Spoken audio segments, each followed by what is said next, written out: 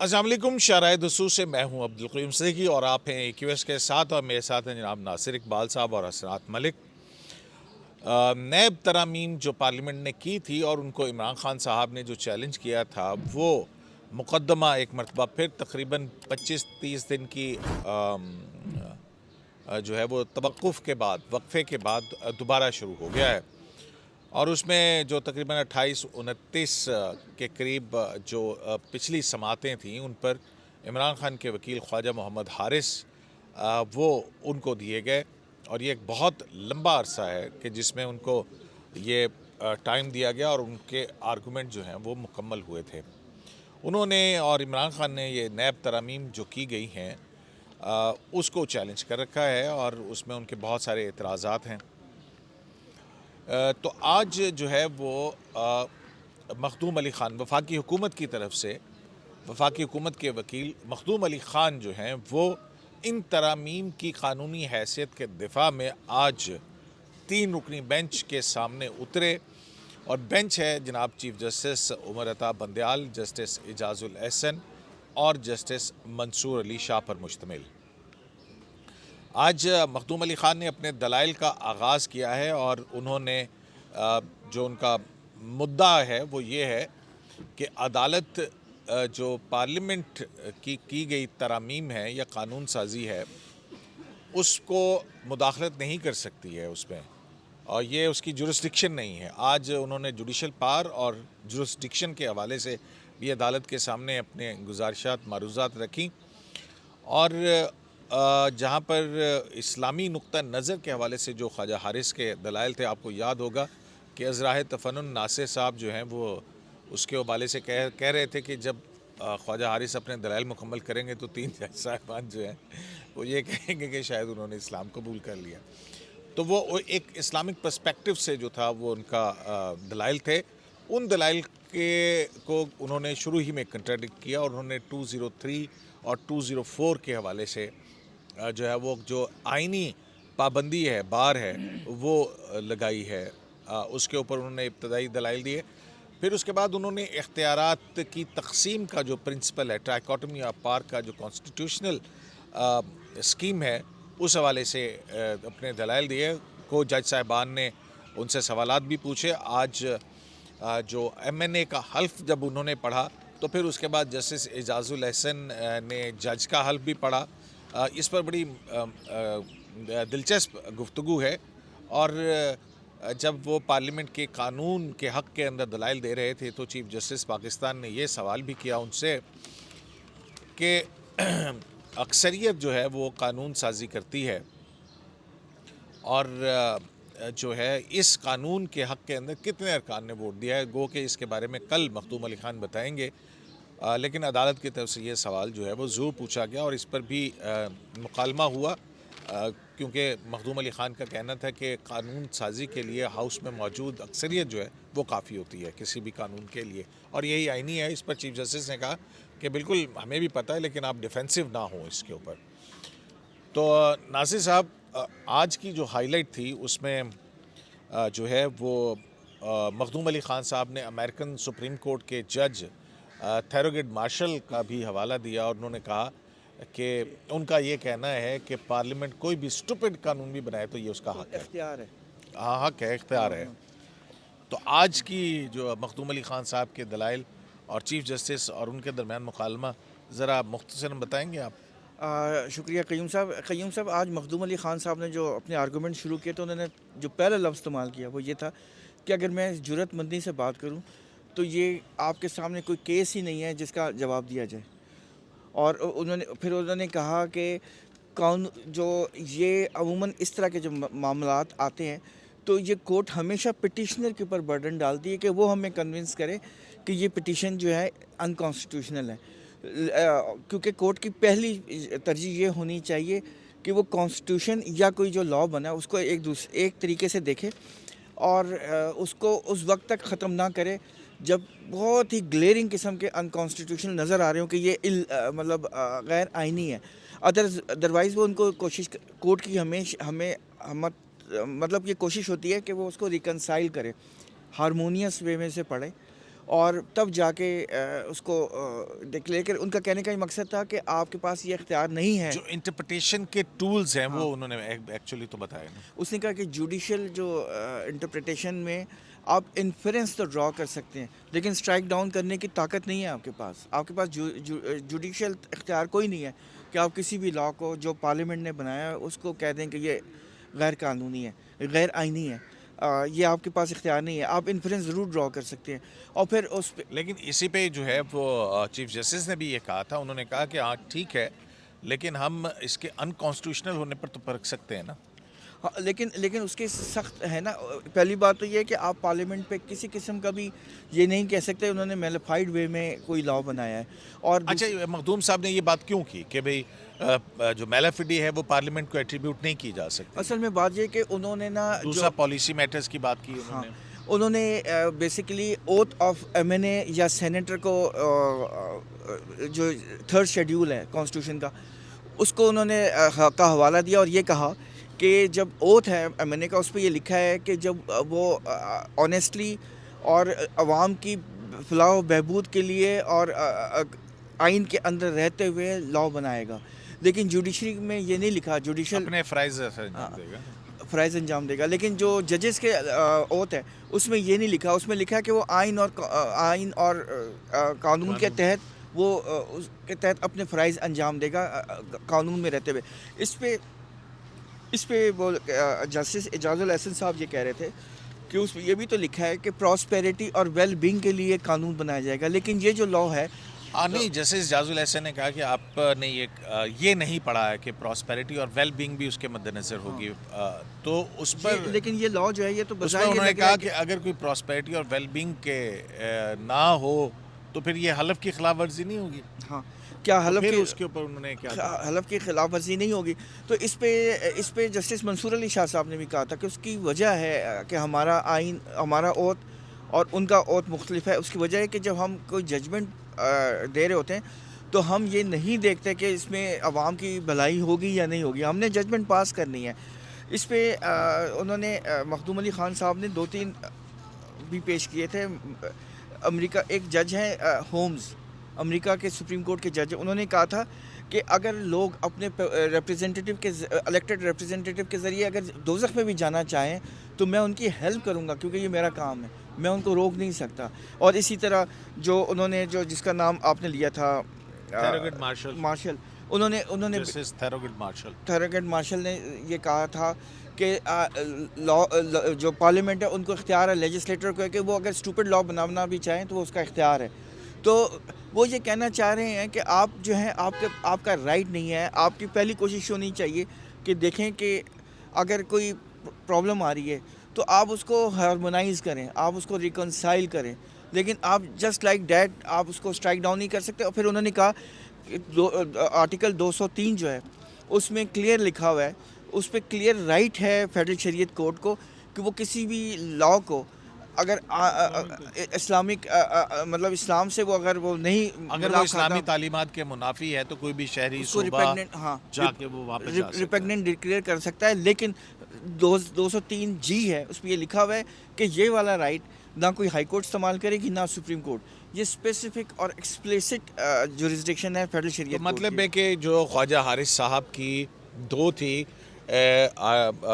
Arguments जो हैं वो उनको हिट कर रहे हैं। पहली तो ये कि वो ये कह रहे थे कि ये जो पार्लियामेंट ने ये जो लेजिस्लेशन की है ये दरअसल जो है वो चंद लोगों को फ़ायदा पहुंचाने के लिए की है, यानी कि इसके अंदर बदनीति है। बदनीति है और ये और fundamental दूसरा rights उन्होंने इस्लामी जो प्रिंसिपल्स के ऊपर और उसके ऊपर पूरा जो लेक्चर या आर्गूमेंट्स बिल्डअप किए थे उसको उन्होंने 203 के नीचे उन्होंने कहा कि ये तो आप और तीसरा छोड़ ही उन्होंने दें। जो फंडामेंटल राइट्स का जिक्र किया था उसमें ये कहा था कि अगर आप करप्शन करेंगे तो आप लोगों को नुकसान पहुंचा रहे हैं और ये उनके फंडामेंटल राइट्स के ख़िलाफ़ है। तो ये ख्वाजा हारिस साहब ने बिल्डअप किए थे। लेकिन वो सुप्रीम कोर्ट जो मखदूम अली ख़ान साहब कह रहे हैं कि सुप्रीम कोर्ट के पास ये इख्तियार नहीं है कि वो किसी किस्म की भी पार्लियामेंट की बनाई हुई लॉ को अनकॉन्स्टिट्यूशनल डिक्लेयर कर दें। और फिर दूसरा जो है वो उन्होंने ये जब हल्फ वाली बात हो रही थी, एजाजुल एहसन साहब ने कहा था कि अगर वेल बीइंग और प्रॉस्पेरिटी नहीं होगी तो फिर इसका मतलब कि वो हल्फ की खिलाफ वर्जी होगी। तो फिर उन्होंने कहा था कि आपको ये प्रिजम्पशन का में उन्होंने ये कहा कि एक पहली बात तो ये है कि आप मेलेफिडी एट्रीब्यूट नहीं कर सकते, दूसरी बात ये है कि आपको ये प्रिज्यूम करना होगा कि उन्होंने जो इख्तियार इस्तेमाल किया है वो नेक नीति से और उसमें किया है। तो अच्छा हसनात साहब काफ़ी सारी चीज़ें उन्होंने बता दी हैं। तो आज जो इब्तदाई राउंड था मतलब मखदूम अली ख़ान साहब के दलाइल का, मज़े की बात है कि ये पार्लियामेंट की और कानून की पार्लियामेंट के बनाए हुए कानून को स्ट्राइक डाउन ना करने के हवाले से उन्होंने अदालती फ़ैसलों का हवाला दिया। ज़ियाउर रहमान केस से शुरू हुए, फिर उन्होंने एक बड़ा मज़े का केस जो है वो इमरान टवाना वाला जो केस है, लाहौर का जेल रोड वाला, उस पर जो है उन्होंने सुप्रीम कोर्ट की वो जजमेंट पढ़ी जो कि पार्लियामेंट के कानून साजी के इख्तियारात के हवाले से है। अच्छा, इसमें मज़े की चीज़ ये है कि वो जजमेंट जस्टिस मंसूर अली शाह की लिखी हुई थी, जिसके खिलाफ यानी कि हाई कोर्ट के अंदर उन्होंने स्टैचू को स्ट्राइक डाउन किया था। और सुप्रीम कोर्ट ऑफ पाकिस्तान में साकिब निसार जो है, और ये ख्वाजा हारिस भी वकील थे मेरे ख्याल एलडीए के। हाँ, एलडीए के वकील थे। कुछ और मखदूम अली खान साहब ने ये केस लड़ा था। मंसूर अली शाह साहब ने दिए थे ख्वाजा हारिस साहब के बाद, वो भी एक्सपेंज किए थे। हाँ, मंसूर अली शाह साकिब निसार इस जजमेंट के अंदर। तो आज उस जजमेंट का हवाला दिया वो टाइम था 2015 का, और इसमें कोई शक नहीं कि जज सैयद मंसूर अली शाह लाहौर हाई कोर्ट में उनकी अप्रोच डिफरेंट थी। मैं उस पर एग्री नहीं करता था जिस तरह वो स्टैचूज़ को स्ट्राइक डाउन और वो करते थे, लेकिन यहाँ सुप्रीम कोर्ट में वो बिल्कुल डिफरेंट उनकी अप्रोच है। वो पार्लियामेंट को इम्पोर्टेंस, पार्लियामेंट की सुप्रीमेसी को इम्पोर्टेंस उनकी मेन होता है हर चीज़ में, तो वो उस वक्त नहीं था। और मज़े की बात है 2015-16 के साकिब निसार जो उस वक्त के मेरे फेवरेट थे, जो उन्होंने 18वीं तरमीम की जजमेंट भी लिखी थी कि हम जजेस कौन होते हैं, हम पीएसी में अपना रिश्तेदार नहीं भेजते और हम इलेक्टेड लोगों को पूछने वाले कि जी ये कानून बनाएं और ये करें। तो वो साकिब निसार साहब वो 2015-16 के थे। तो लेकिन उसके बाद जो कुछ करते रहे वो और चीज़ थी। जहाँ तक आज की आर्गूमेंट की बात है, मेरा ख्याल है क़य्यूम साहब ये आर्गूमेंट मंसूर अली शाह साहब को तो अफादियत मिलेगी कि वो अपना नोट लिखें जो भी है, क्या ये आर्गूमेंट कन्विंसिंग है चीफ जस्टिस उमर रज़ा बंदियाल और जस्टिस एजाजुल एहसन के लिए? तो मैं इसमें इस वजह से हूँ कि मुझे उसमें ये लग रहा है कि वो अभी भी मुतमईन नहीं है, क्योंकि तो केस वैसे भी शुरू हुआ है ना, वो अभी तो पार्टी शुरू हुई जो आज का हुआ ना कि जी हम नहीं देख सकते। और ये देखिए इनकी जुरिस्प्रूडेंस है, आपको भी पता है जब नवाज शरीफ को पार्टी हेड बनाया था तो एक कानून लेके आए थे, ठीक है। और मेरे ख्याल में जमहूरियत है, अगर एक आदमी की पार्टी उसके लोग चाहते हैं कि जी मेरा ये सरबराह रहे क़य्यूम साहब, तो वो रहे। लेकिन आपने देखा होगा कि नवाज शरीफ की जो वो कानून था उसके बावजूद भी उसको पार्टी ओहदे से हटा दिया। और उस बेंच में कौन थे उस वक्त के? साकिब निसार साहब जो आखिरी दिनों में बाबर रहमता बन गए थे, और एजाजुल एहसन साहब थे, और उमर रज़ा बंदियाल साहब थे। तो ये जो दोनों जजेस हैं, जस्टिस एजाजुल एहसन और जस्टिस चीफ जस्टिस उमर रज़ा बंदियाल, ये आज भी वो कह रहे थे कि हमने इंटरप्रिटेशन करनी है पब्लिक इंटरेस्ट में। चीफ जस्टिस साहब की जो चीफ जस्टिस ने ये ऑब्जर्व किया था तो कि इंटरप्रिटेशन जो है वो प्राइवेट इंटरेस्ट को जो है को सामने रख के नहीं, बल्कि अवामी पब्लिक इंटरेस्ट को सामने रख के होगी, क्योंकि वो पब्लिक इंटरेस्ट जो है ओवरराइट नहीं कर सकता पर्सनल इंटरेस्ट के ऊपर। ये वो माइंडसेट। मैं अगर एक मिनट, मैंने जब जर्नलिज्म शुरू की थी ना, तो मैं नैब कोर्स में जाया करता था। उस वक्त का केस अब तक डिसाइड नहीं हुआ, और नैब ने जो पैसे लेके आने थे वो अभी तक लेके नहीं आए। तो मुझे ये बताएं, ये कौन सा पब्लिक इंटरेस्ट है कि केस चला जा रहा है, डिले पे डिले होता चला जा रहा है, कभी एक कोर्ट में जा रहा है, कभी दूसरी कोर्ट में जा रहा है, फिर उसके वही कवानीन जो कि अदालतें ड्रैकोनियन लॉज कह चुकी हैं उसको हम। लेकिन ये आपकी बात ठीक है, लेकिन ये जो माइंड सेट ऑफ जजेस ना, प्रॉब्लम पाकिस्तान में और सुप्रीम कोर्ट में क्या आता है, जब बेंचेस की कंपोजिशन होती है तो यहाँ पहले ही पता चल जाता है कि इस जज का टिल्ट क्या है, इसका माइंड सेट क्या है। माइंड सेट पे बड़ा मैटर करता है। क़य्यूम साहब ये दोनों जो जजेस हैं, इनकी जो जुरिस्प्रूडेंस है 2014 से, उसको देखें, उसमें वो ब्रीच ऑफ ट्रस्ट की बात करते हैं। वो कहते हैं कि मोरालिटी पे फोकस करते हैं। बंदियाल साहब की जितनी बड़ी हाई प्रोफाइल जजमेंट है, आप उनमें देखें कुरानी आयात का हवाला होगा, मोरालिटी पे बहुत ज़्यादा फोकस होगा। जब तक मखदूम अली खान साहब अपना केस बिल्डअप मोरालिटी पे नहीं करते, हालांकि ये कोर्ट ऑफ लॉ है, ये supreme court is court of law, not court of morality, लेकिन जो मौजूदा चीफ जस्टिस हैं उमर रज़ा बंदियाल, वो मोरालिटी को बहुत ज़्यादा अहमियत देते हैं। तो मोरालिटी पे जब तक आर्गूमेंट नहीं आएंगे और मोरालिटी को पे नहीं वो होगा तो कि उन्होंने शुरू ही वहाँ से 203 से कर दिया ना नहीं नासिर साहब 203, लेकिन उनके जितने जजमेंट हैं यही जजमेंट पार्टी हेड वाला जाहिर है अभी पार्टी हेड अभी 62 1F में अभी तो तायात मखदूम- नैली वाला है, उसमें उन्होंने सारी मोरालिटी की बातें की। ठीक तो मैं है। ये कह रहा हूँ कि ये वो जजेस हैं जो मोरालिटी पे फोकस करते हैं। ये आज जो मखदूम साहब का सारा था वो बेस्ड ऑन कॉन्स्टिट्यूशन था। लेकिन ओथ में तो मोरालिटी का लफ्ज़ नहीं है ना, उसमें तो लिखा हुआ है कि आपने आइन और कानून के लेकिन 8 साल में तहत करते क्या रहे मैं वो बता रहा हूँ। और फिर दूसरा जो है वो उन्होंने कहा है कि पाकिस्तान जो किसी भी कानून को आइन और कानून की कसौटी पर परखने का जुरिस्प्रूडेंस है हमारी अदालतों का, उसमें वो जो प्रिंसिपल्स हैं कोई एक केस ऐसा नहीं है कि जिससे इन्हिराफ किया गया हो।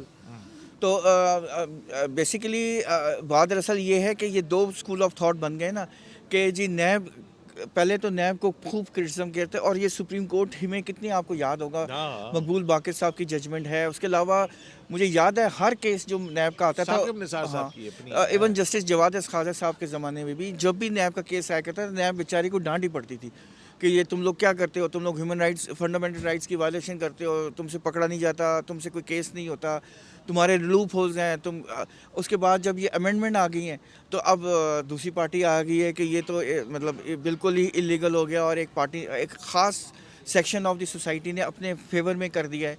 तो देखें डिटर्मिनेशन तो होगी, ये अब नया 5 करोड़ या 10 करोड़ के पीछे तो नहीं भाग सकती ना किसी, वो उसके लिए तो छोटे वो 50 करोड़ नासिर साहब 50 करोड़ तो चलो बात ठीक है, हाँ, लेकिन तो 10 करोड़ और 5 तक करोड़ के पे तो- केसेस निकाल दिए उसके नैब के उससे। नहीं, लेकिन 5 करोड़ 10 करोड़ के पीछे नैब भागती रहे तो वो आएंगे तो बात है ना। लेकिन आज के आर्गूमेंट में ये बात कर रहा था कि ये आर्गूमेंट इसी वजह से उन्होंने आज कहा जस्टिस इजाजुल हसन ने कि जब वेल बीइंग नहीं होगी तो वो और तो वायलेशन होगी तो क्या सुप्रीम कोर्ट, तो वो मेरा ख्याल है कि वो अभी भी उसी चीज़ पे हैं। और अच्छा मखदूम अली खान साहब ने एक भी जजमेंट का हवाला दिया? क्यूम साहब जरा इधर मेरी तरफ भी देखें, बुलाते हैं तो देखा भी कर। अच्छा आप इतने खूबसूरत हैं, आपकी तवज्जो हट नहीं सकती। नहीं, आप मैं असल में आपसे उगलवाने के लिए नोट्स अपने कंसल्ट कर रहा था। नोट जो मेन पॉइंट था ना 5 मिनट का, जी, वो नासिर इकबाल साहब ने बता दिया है। और आप अब इतनी माशाल्लाह आपका एक्सपीरियंस हो गया कि जिस्ट हो जाता है। अब ये नहीं है कि उन्होंने क्या जमाई ली और क्या किसने क्या किया, मेन जिस्ट उन्होंने 5 मिनट में बता दिया। और लोग पूछते हैं कि इस जो बात किसी ने ऑब्जर्वेशन दी है तो उसके पीछे क्या चीज़ है।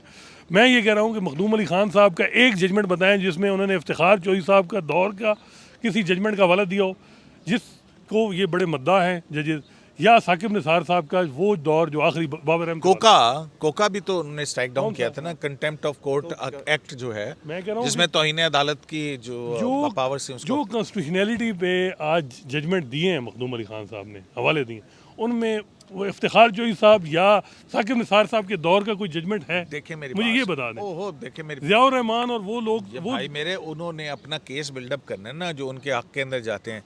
अब ख्वाजा हारिस साहब जो हैं वो कोका के ऊपर डिपेंड कर रहे थे कि वो उसको सुप्रीम कोर्ट ने स्ट्राइक डाउन किया, ठीक है ना, तो वो उनका अपना केस है, ये उनके आर्गूमेंट है। अब ये तो परसू करना है ना, जब अदालत पूछेगी तो फिर आगे नहीं, चलेंगी मैं- चीज़ें।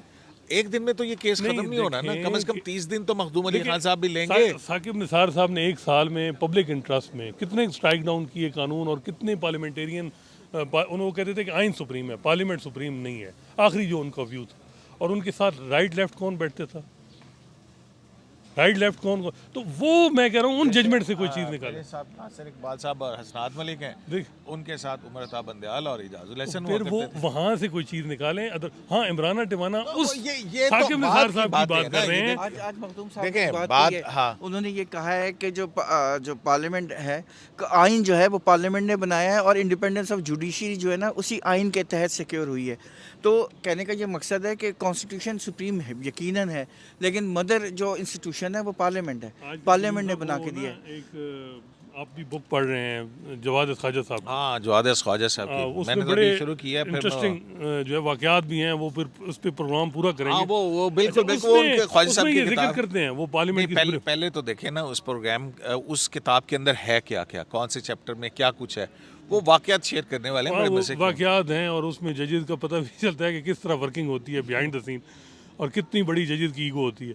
अच्छा, वो आखिरी जो एक उन्होंने ना पार्लियामेंट की सुप्रीमेसी पे बहस की, और उन्होंने जो इफ्तिखार जोशी साहब के दौर में जो उन्होंने जुरिस्प्रूडेंस से वाल की, उनको स्ट्रांगली डिफेंड किया। दूसरा, उन्होंने कहा कि ये जो सीलियंट फीचर, मैं इसको भी नहीं मानता, और पार्लियामेंट की सुप्रीमेसी का जो ये की जो थ्योरी है, इसको भी मैं नहीं मानता। ये किसी दौर में इंग्लैंड में थी, पाकिस्तान में उन्होंने चलें, कहा। वो अच्छा, तो उन्होंने ये कहा, वो तो उनका है ना, और उन्होंने अपना जो 18वीं आईनी तरमीम के अंदर वो उन 6 जजेस का हिस्सा थे जिन्होंने आईनी तरमीम को स्ट्राइक डाउन कर दिया और उन्होंने था। ये कहा कि स्ट्राइक डाउन करने के लिए पार्लियामेंट कॉन्स्टिट्यूशन अमेंडमेंट को, उसके बहरहाल लिए वो भी उनका व्यू है, अच्छा, एक माइनॉरिटी व्यू है सर, ना मैं- इस वक्त। तो ये आपको याद है जब 18 अमेंडमेंट की जजमेंट पे आर्गूमेंट्स हो रहे थे तो जस्टिस जवाद ख्वाजा साहब ने क्या सवाल किया था कि जो कमिटीज़ बैठती हैं पार्लियामेंट में, उनका ख्याल में वो झक मारती हैं नहीं, वो पार्लियामेंट वो तो उन्होंने ये कहा है कह- कि वो किसी ये- असूल की जरूरत नहीं है कॉन्स्टिट्यूशन अमेंडमेंट तोड़ने के लिए, सीलियंट फीचर की भी जरूरत नहीं। हाँ। जब जज समझे कि पब्लिक इंटरेस्ट में ये चीज़ गलत है, चाहे बेशक 2/3 अमेंडमेंट हो, उसको फारिग कर दें। हाँ, तो ये ये उनका माइंड view है। सेट ये मैं उनका आपको view बताना है ना। चाह रहा हूँ कि ये जजेस का ये एक वन स्कूल ऑफ थॉट है। जब मखदूम साहब आर्गू करें तो इसको मद्देनजर रखें। देखें, जजेस फिरौन नहीं होते, उन्होंने आइन के तहत चलना है, उसके उन्होंने ओथ लिया हुआ पार्लिमानी है, कमेटी उससे को क्यों नहीं उससे बैठने उससे बाहर नहीं जा सकता। ये बिल्कुल पार्लिमानी मेरे ख्याल में ये रबिश मूसा तो होते हैं ना, है। नहीं मतलब ये मूसा नहीं, तो होते हैं। मुनीर भट्टी केस नासिर साहब, मुनीर भट्टी केस में भी तो उन्होंने यही किया ना। अच्छा यार, आप लोग लेकिन मुनीर भट्टी केस में वो आप जजमेंट नासिर साहब आप दोनों इतने ज्यादा टेक्निकल हो गए हैं, फलाने भट्टी केस फलाने भट्टी की, इट्स नॉट ए लॉ की कुछ क्लास नहीं है, ठीक है ना। और वैसे भी आप तवज्जो आज नहीं दे रहे। नहीं, मैं बिल्कुल तवज्जो दे रहा हूँ जनाब। ढूंढ क्या रहे हैं 10 मिनट से? मैं कोई इसमें ऐसा पॉइंट ढूंढ रहे हैं जो इनको मिल नहीं रहा। नहीं, मैं इसमें देख रहा हूँ सारी चीज़ें कि कवर हैं आप लोग। उमर अता बंदयाल साहब जो हैं, उन्होंने कहा कि हम बुरे कानून को तो नहीं देख सकते लेकिन अनकॉन्स्टिट्यूशनल होना देख सकते हैं। तो ये मतलब बात वहीं पे आ रही है ना कि आज जो है वो ज़ाहिर है अभी इब्तदाई तौर के ऊपर अपनी वो 1 घंटा भी जो है वो उन्होंने दलाइल नहीं दिए। बहरहाल वो कल देखते हैं कि कहाँ किधर लेके जाते हैं चीज़ों को। बहरहाल ये इंटरेस्टिंग जो है वो डिबेट होगी, क्योंकि ये महज एक केस नहीं है, ये असल में अदालती इख्तियार और पार्लियामेंट के इख्तियारात के हवाले से है। और जैसा कि मखदूम अली ख़ान ने कहा कि अदालत जो है वो अदालत अपने ही फ़ैसलों के मुताबिक जो पॉलिसी मैटर्स होते हैं उनसे उनके अंदर जो है वो मुदाखलत नहीं कर सकती है। तो लॉ मेकिंग भी एक जो है वो पार्लियामेंट का ही इख्तियार है, और ये इख्तियार जो है बेशक के मुक़्तदर आला जो है वो हाकमियत आला अल्लाह की है, लेकिन ये जो कानून साजी का इख्तियार है वो उसके मुंतखब नुमाइंदों के ज़रिए ही ये हक़ है उनको, ये हक़ अदालत के पास नहीं है। बहरहाल मखदूम अली ख़ान साहब के दलाइल जारी हैं, देखते हैं कल क्या होता है। लेकिन इससे पहले कि हम कंक्लूड करें, हसनात साहब वो अटर्नी जनरल आ गए, यार खुदा का नाम है, नए क़य्यूम अटर्नी साहब- जनरल आ गए। क़य्यूम साहब, आप जो है ना, क्यों हमने कहते थे कि सिंध हाई कोर्ट की अकील अब्बासी साहब का जिक्र किया, फिर अना ज़िद बन गई, उनको कोई किसी ने कंसिडर। अभी आप मंसूर अवान साहब के पीछे पड़ गए हैं। आपको पता है, मैं तो समझ गया हूँ, ये मेरा निचोड़ ये है कि जब जो है ना अना आ जाती है तो फिर कुछ नहीं रहता, फिर ना अना कानून किस होता किया है। किस किया ना? मैं ये नहीं अब ज़्यादा इसको एलिब्रेट नहीं कर सकता। नहीं एलैबोरेट करें, आपने अना का लफ्ज़ लिया, किस किया ना? फेडरल गवर्नमेंट किया ना?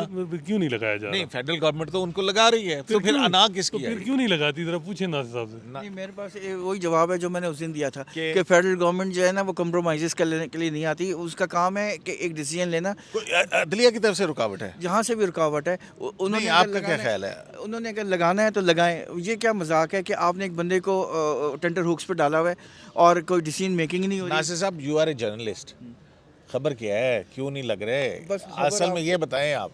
यार कुछ दिन और रुक जाएं, फिर इस पर डिटेल में बात करेंगे। अच्छा, वैसे ये मंसूर अवान साहब के हवाले से पता चला कि जस्टिस मज़ाहिर ने उनको वकील किया था जब उनका केस सीनियरिटी का चल रहा था जस्टिस इरफान साहब, फ़रूख इरफान के साथ। बिल्कुल। अगर जस्टिस मज़ाहिर साहब के वो वकील रहे हैं, फिर भी उनकी दाने आकिल बागिल पे बाले मतलब उनकी जग पे मैं हैरान होता हूँ कि क्या वजह क्या है फिर। अभी इतना ही, इससे आगे हम इंशाल्लाह ज़रूर आपको कुछ दिनों बताएंगे। हाँ, नासिर साहब ने रोक दिया है, तो ये सेंसर बोर्ड है हमारा, तो बहुत सारी डेवलपमेंट्स हैं। शरह दस्तूर से अब्दुल क़य्यूम सिद्दीकी को AQS लाइव से इजाज़त दीजिए। अल्लाह के बाद।